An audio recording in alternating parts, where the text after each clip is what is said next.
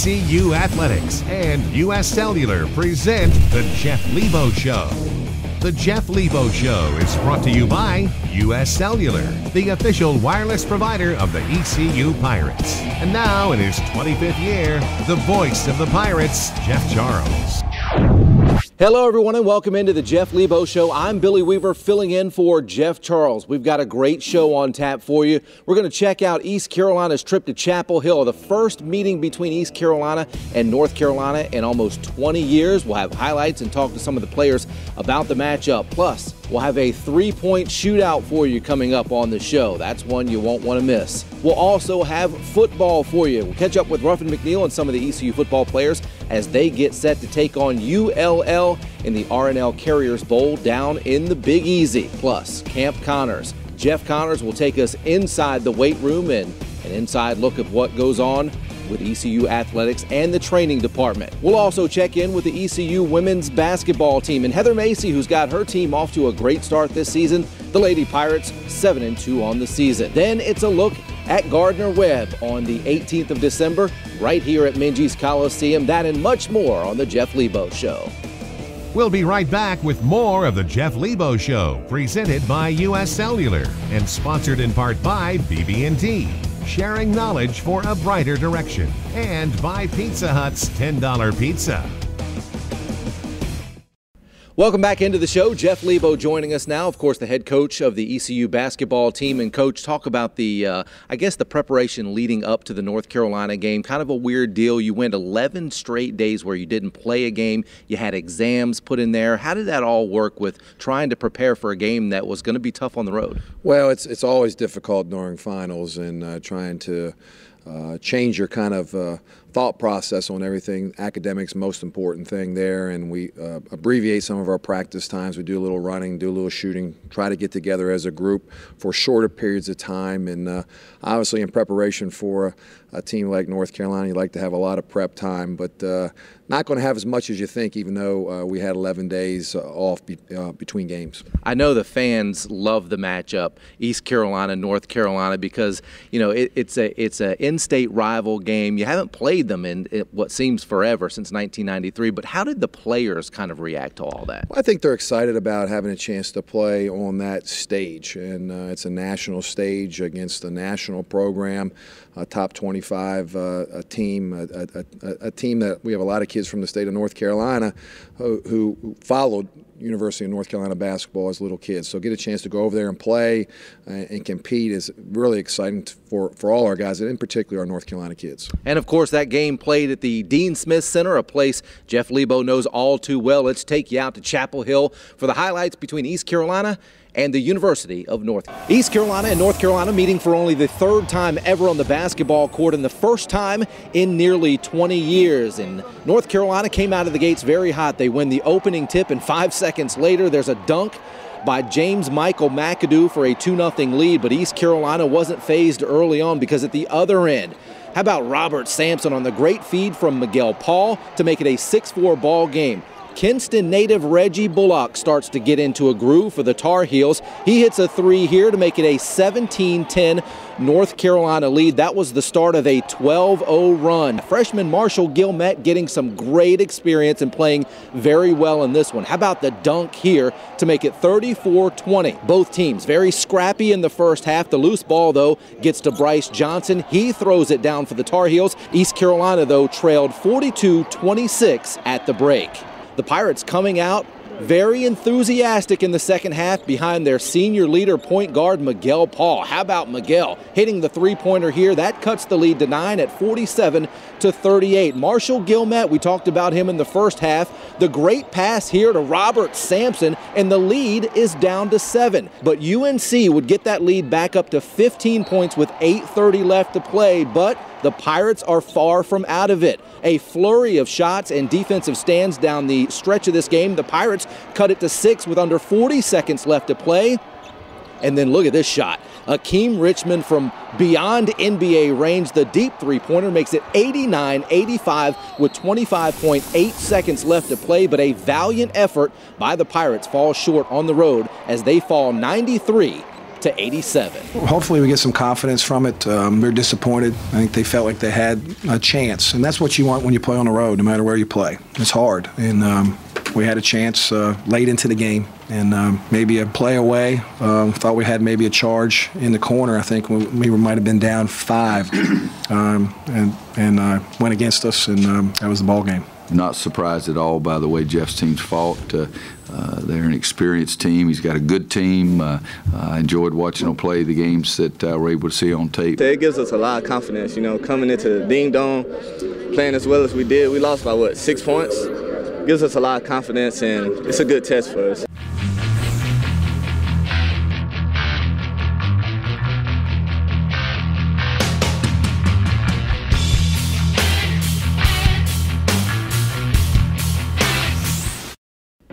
All of us here at the Jeff Lebo Show would like to wish Jeff Charles, voice of the Pirates, a very speedy recovery.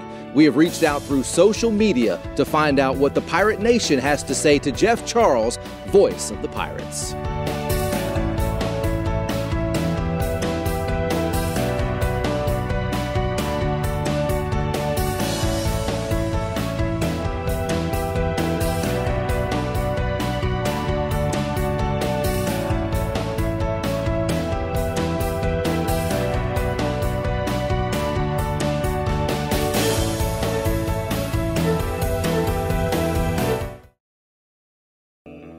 The Jeff Lebo Show continues with sponsorship by Suddenlink.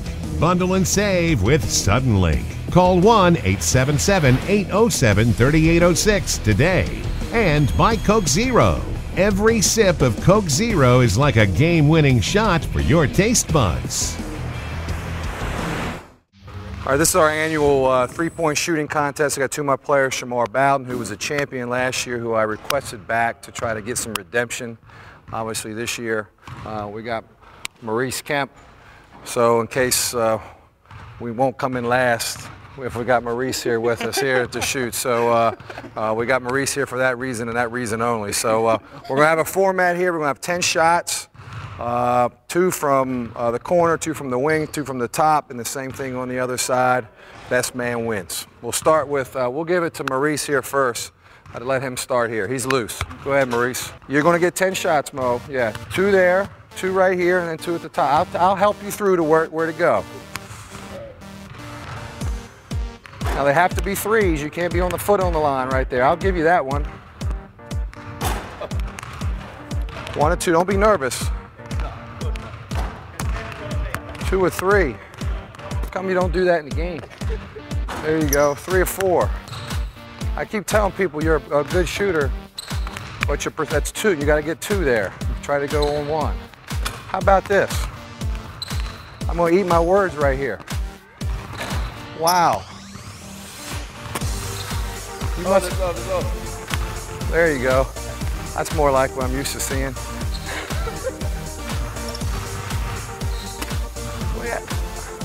That's 7? 8, I think. 8. You got 8. I was trying to jip them on 8 out of 10. Wow. I can't believe that.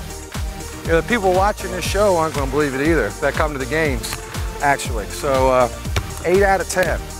And I gave you the one where your foot was on the line, which is where you always shoot them, right there. I don't want to.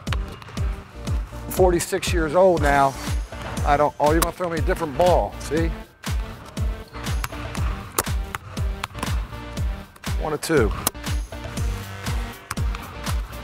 2 or 3. 3 or 4. I don't move as fast to the spots as I used to. 3 or 5.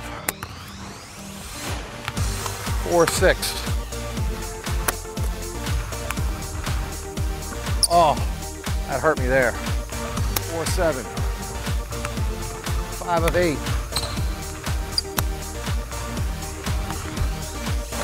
6 or 9. 6 or 10. Not good enough. That's embarrassing. It's embarrassing. All right, Shamar. You got 6 and an 8, so you got pressure on you, Shamar, because you could go from first last year to last real quick here. You got the hole. You got the ball you want? Do you have a special ball? You want this one? You want the same ball? Okay, doesn't matter. I won't hear any excuses. 0-1. Yeah, here we go. 1-2. 1-3. 2-4. That's it. Uh-oh. Starting to sweat now. 2-6. You got to have 4 in a row here. He could do it too. Uh-oh. Pressure. Corners. Corners. Oh, here it is. The big ball. Oh, 6-10. That's embarrassing, Shamar, that we lost to, huh? You know what he's shooting from 3 this year. I think he's one of 11. I think he's 8%. 8%. He's a practice shooter, obviously. He makes them in practice, but not in the games. Remember, Pirate fans, you can be a part of the Jeff Lebo Show. It's Ask Coach Libo, powered by U.S. Cellular. Text the word coach to 94597. You'll be asked to submit your question to Coach Libo. He'll pick one to answer each week. Here now is Coach Libo. This week's text question is from Lewis in Beaufort, asking about the practice facility and the impact that could have on our basketball program. Thanks for your question, Lewis.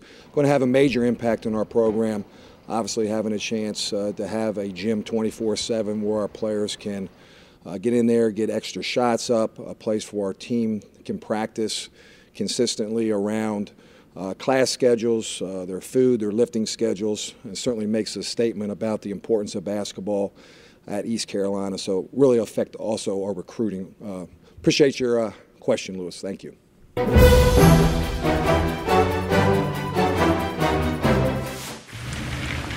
Time now for a look at ECU women's basketball. Heather Macy's squad is off to a solid 7-2 start to the season, but a tough stretch begins today as the Pirates hit the road to take on VCU before heading to Myrtle Beach to clash with Sylvia Hatchell's 19th-ranked North Carolina Tar Heels in the Beach Ball Classic. Coach Macy embraces the early challenge. Oh, we're really pleased with our start, and obviously playing here in Minges has helped a ton, and now we're going to go on the road and hopefully have a Merry Christmas. It is a challenge, and both those teams want to play up tempo. We're going to have to do a great job of valuing the basketball, and then defensively, you know, that's been our major thing. We're going to really hold our hats on how we're going to defend and how we're going to rebound. Both of those will be huge challenges for us. Yeah, the kids have really bought into what we're trying to do, and they really buy into our philosophy, and they bleed purple and gold. Time now to talk football as the ECU Pirates get set for the R+L Carriers Bowl down in New Orleans. The Pirates will hold their final practice here in Greenville tomorrow before heading to the Big Easy to take on the University of Louisiana Lafayette. Prior to now, all the focus was on themselves. Now the Pirates are fully focused in on the Ragin' Cajuns. I'm really pleased with the way we attacked practice and we approached today on all 3 sides of the ball. Execution was good. You know, we dove into Louisiana Lafayette on Sunday night, and I was proud of the group. And it's a good start of the week, and we got to make sure we continue that, maintain it throughout the week, especially our focus. That's the biggest thing, and they did a great job today. You just got to understand that you've never arrived. You got to just keep getting better each week. Last week we focused a lot on ourselves, a lot of our fundamentals that we kind of gotten away from the last couple of games. This week we just dove into a little more Louisiana Lafayette tonight. So it was exciting. You kind of we haven't watched them much before this week, so today it was exciting to get into them and kind of see what they're doing. So just staying excited and just enjoying kind of the process of getting ready for this bowl game. In other East Carolina news, just recently, Terry Holland, athletics director at East Carolina University, announced he will be stepping aside.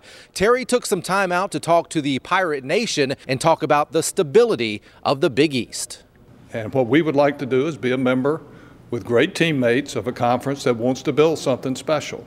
And I do think the teams in the Big East right now are hungry. They're very much in our position. They want to be good. They're willing to invest time and effort and resources into being good, and that's important to us. So we've associated ourselves with the best teammates that we could find. So we're very happy with where we are. And yes, there is a lot of instability, and yes, the basketball schools are now talking about leaving. I wondered why they went as far as they did without making some noise. It's tough right now because they're making noise at a time of the year when the commissioner needs to be negotiating the contract. So that makes it very difficult for him to move forward until we get all these things settled.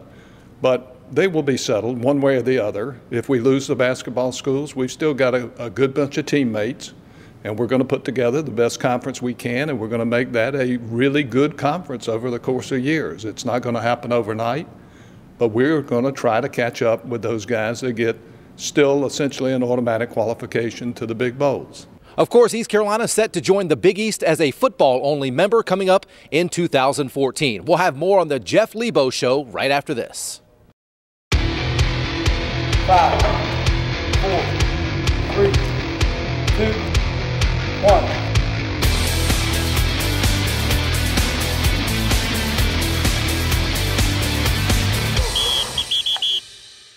Today we're with DeSean Amos, and DeSean has been in our developmental program for the last few months. Plays cornerback. He's going to be a very promising corner for next year. Today we're going to do some speed work. Basically what we're going to do is we're going to do some speed bounding over hurdles. We're going to do some contrast bounding and then what we call blending. What we've got here is we've got 2 lanes of hurdles. These are 6-inch hurdles and they're 8 feet apart. Those are 4-inch hurdles and they're 9 feet apart. So basically what we're going to do is get a little bit more air time through these hurdles and more application vertically. And once we get to those hurdles, we're going to try to blend it and turn it over to where we're going to skim the top of the hurdles and gain 1 more foot on each stride. All right, here we go. Yeah, it's good separation, good angles, and way to put force in the ground. Good job. All right, next we're going to go over the 4-inch hurdles. We're going to try to skim the top of the hurdles and turn it over a little bit more. So now we're going to blend that bound into more turnover so we get some stride frequency work as well.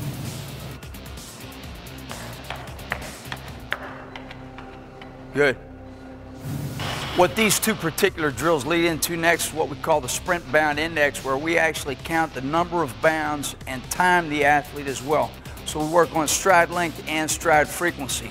Next year we're going to be needing some cover corners, and DeSean's done a great job in practice through the season.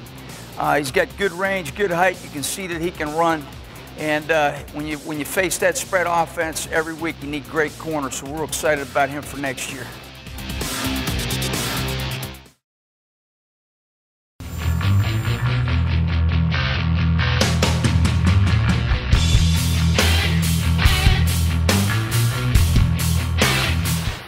This week's Look Ahead is brought to you by the Eye Care Center. Eye doctors focused on you and the official eye care provider of the Pirates.